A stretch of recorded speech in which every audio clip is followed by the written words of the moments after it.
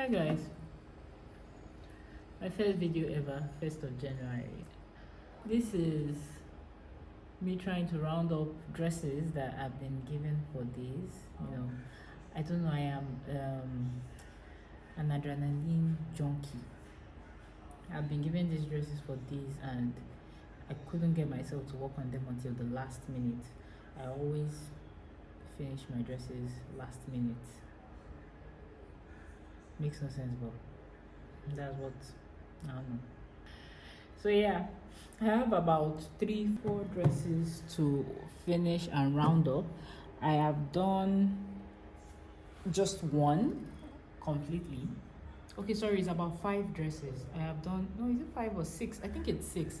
I've done one completely without the weaving and the finishing, but I have done one. And I have about 5 more to go. This is the second one, the third one is there, the fourth, the fifth. I think I've cut everything and I have to sew. So this is 12 to 1, and let's see how far along I can go and to finishing it before the end of today. Yeah. So this is the first outfit that I made, and here it is. Like I said, there were adjustments to the style. It wasn't the exact thing. So I have this here, but from the shoulder part, the pleats on the shoulder, you will know what it looks like. I doubt you will, but you get. So, and then I also have, this is the second one that I'm working on. So what is left here now is just the neckline. That's going to be a turtleneck. I'm about to cut that, and then the zip at the back. So yeah. So for the cutting, here's my chalk. So this is me trying to impart knowledge. I'm going to try to teach you how to cut your turtleneck. So yeah, I use the flare method when I want to cut turtleneck. So this is what I am trying to show you how to cut. I already cut one part of it, so I'm just going to use the second piece because I need 2 pieces of it to go around the neck, because I'm going to be using them to turn each other. So yeah, I'm just going to show you what to do, then I'll just go ahead with my own work. So you fold for flare. You know how you fold for your flare. You do that part, which is what we have here right now. You fold for your flare, and here you have it. So what you do is you measure the neckline that you have here. So now the video I used to learn this is also somewhere on YouTube, but I realized that following that video, I discovered that I always had the neckline too tight. And this is, let me show you what the person did. So the person took the measurement of the neckline. So you measure your neckline. You know how you measure it. You take it step by step to have your precise measurement. I already did that. And if I follow that measurement and I use this measurement to cut out, I think the lower part, I can't even remember how that video went. We'll see. I'm just going to teach you guys. So basically what I did was I took that measurement I have. I got that measurement on fold. I had about 12 when I did it. Okay, yeah, this was what I had. So if you measure it fully, you have 24, almost half. But you divide, you have 12 and 1/4. Then you divide it again because your folding is divided into 4. So you divide that also, then you have 6 something. So it is that 6 something that I take as the first measurement. So you see this 6, I do something like this, I curve it out. So I have the 6, then I use my chalk to mark it, whatever I have there. But I'm not going to be doing that today because, like I said, I already have this and I'm trying to work with a deadline. So I don't know, maybe if there are more people that watch this video and they really need how to go about that, I'll be showing it. So now by the time you do that, you already have the main neck measurement as the upper part, probably with your allowance and all. But if you are going to be putting this on someone, it's most likely going to be oversized. It's not going to be the person's exact size, because you know it is the lower neck and you're trying to get a fit around this point. I feel I'm talking too much already. So basically you just cut out what you have. So you cut this out. When you have your own measurement, you do that.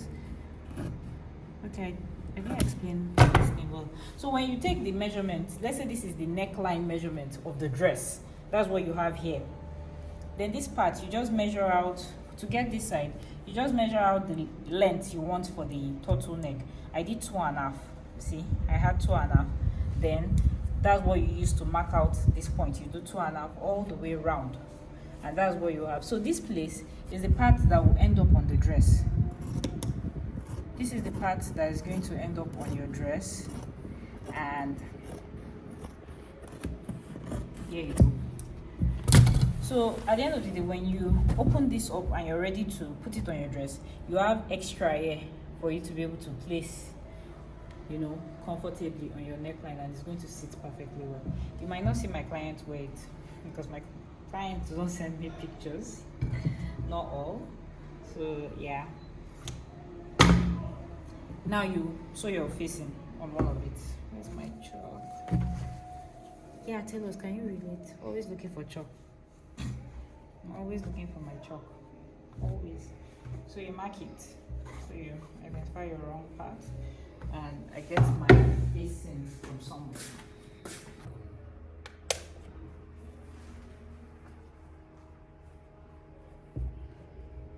Oh, by the way, I have a magic chalk. I always like showing this part off. Hold on, let my iron get hot. And then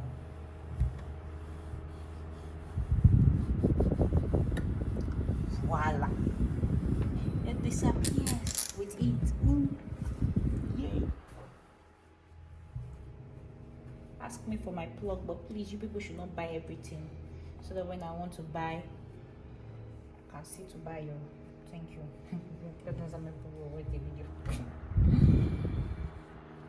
We are fit.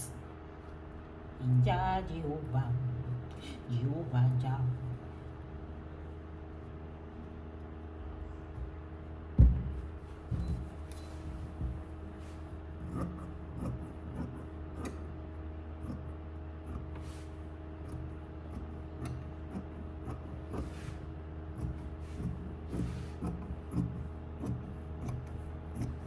You can cut your interface on fold, but just don't have the patience to start folding it right now, so I'm just cutting it like this for now. Testing 1 2. Yeah, it's hard. My goal will be achieved.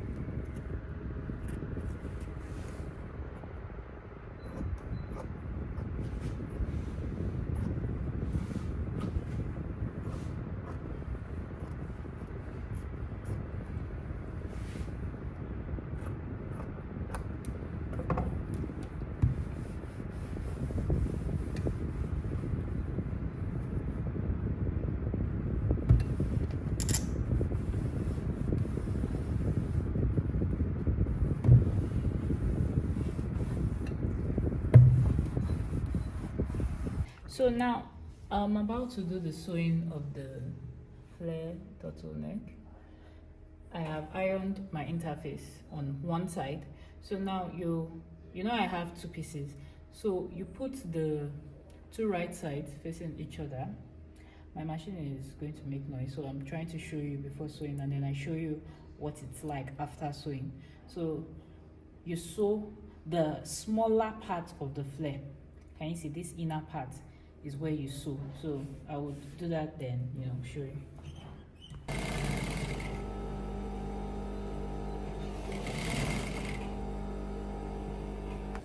Then the next thing is I can't remember if it's notch. There's another word I learned, but I've forgotten.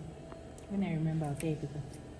So you do this round. Make sure you do it very well because you're trying to sew it, iron it open. You can also sew it if you want. You can top stitch this point. I probably will, but let's see how that goes. So you need to notch round so that it does something like this. This is what you're trying to achieve. Can you see the difference between notching and not notching? So you just keep notching to ensure that it forms a perfect straight line without causing issues. See, very that. Yeah. What you do next is you iron the part you already sewed down, like I have done, or like I am doing.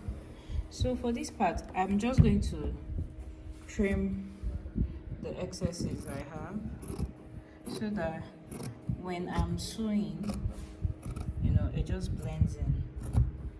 Because when you have these excesses, it makes it, it makes your folding a bit rough. So with this, I would also pin when I'm doing it. I'm just trying to, show you. Just doing it to make my life easier, because if you don't try to make your life easier from these little details, it gets really tricky trying to sew it. Then you would, wish you had done it. Don't worry, believe me, I'm speaking from experience. I'm always looking for shortcuts. So yeah, so this is what you have at the end of the day. This is the inner part. You can see that I top notched. I said top notched. I top stitched the inner one. And, I have this. Let me cut this out. So you do the sewing. Let's get to that.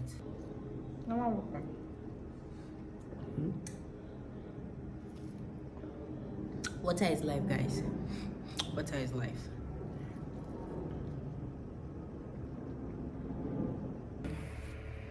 Make my life easy, and do this ironing part, then fold it in, then pin it down, and all that. Then after that, baby girl, look at your meat, baby boy. A baby girl did not have zip. I don't have zip for my cloth. Not my cloth, my customer cloth. I don't get zip for people of God. Now I have to go and be looking for zip. Shops did not open. I have to go and be looking for zip inside all my load. Hopefully I find. Because who is a tailor without unnecessary things in her house that she will need one day? That was a very not funny joke. But you get the gist.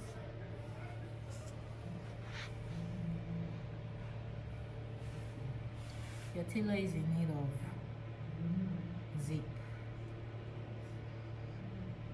and she's going to find. And if I don't find today, so be it. It's tomorrow when it's delivery time that I'll look for the zip. So this part, I'm just trying to iron the edges in, so that I can pin it down.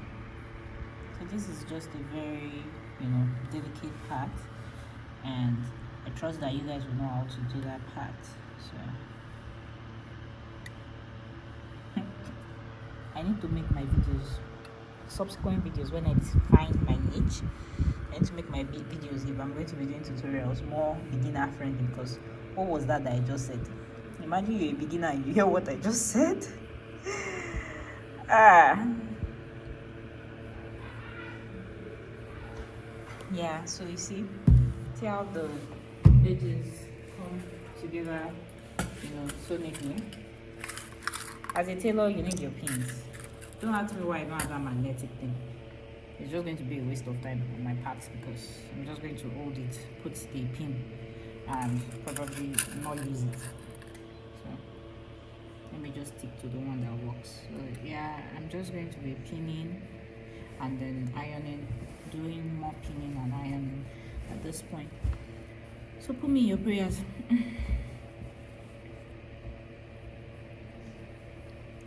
Toodles till I find zip and move to the next dress. See you then. Bye.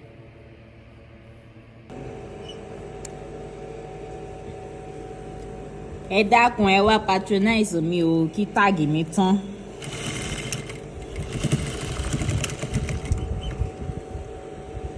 You know, when I first got my tag, I didn't know how to go about putting it. I went on YouTube to check if there were any directions. I didn't find. So guess what I did? I just put it. And in my mind, I'm like, if they ask me,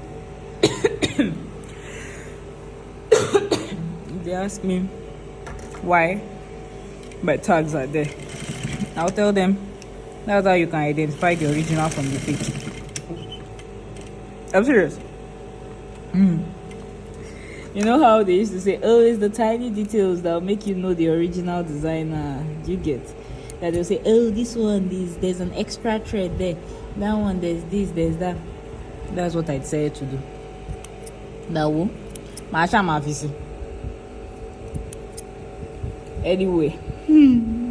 Anyway, your clothes meet you with the tag.